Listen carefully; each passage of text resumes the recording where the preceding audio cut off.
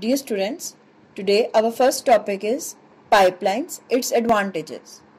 Pipelines are used to transport crude oil, petroleum products, etc. from oil fields to refineries, fertilizer factories, big thermal power plants. Do not mix this with water pipelines. These are for petroleum products.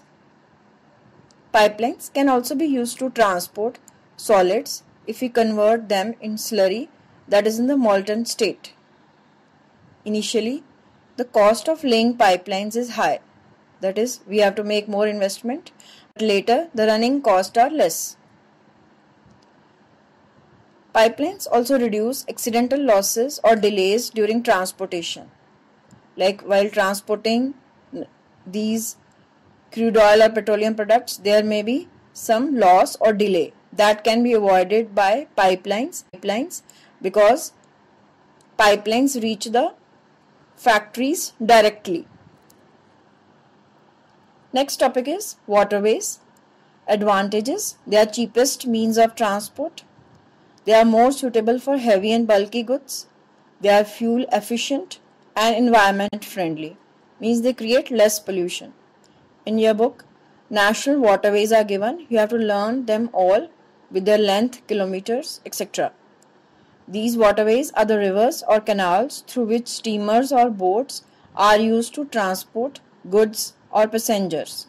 You have to learn all national waterways given in the book.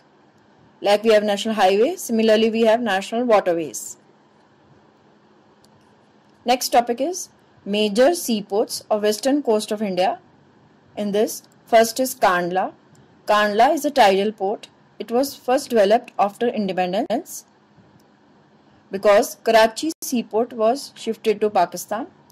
So we had to develop one seaport to cater to the demands of the northern India. Kandla seaport was developed first after independence. Then Mumbai seaport, it is the biggest. It is natural and well sheltered harbour.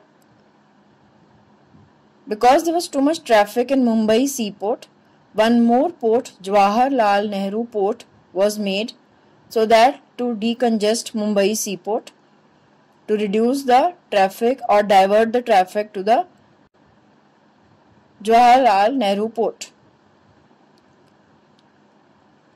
Next is the seaport, which is Mormugao.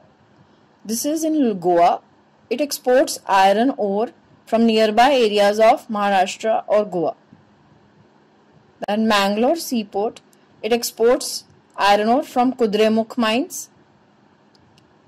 Kochi is the extreme southwest port.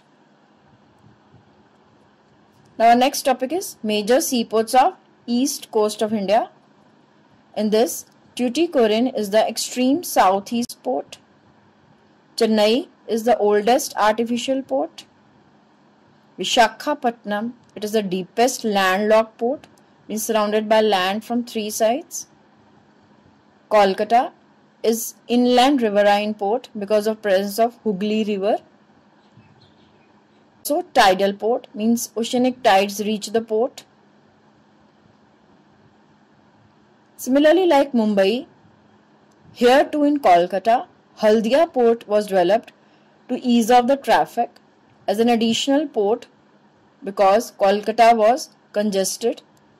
So Haldia port was developed near Kolkata to ease off the traffic or congestion. All the names of these ports, their essential characteristic of seaports are important questions. You have to learn them all. The students will be reading up till here today.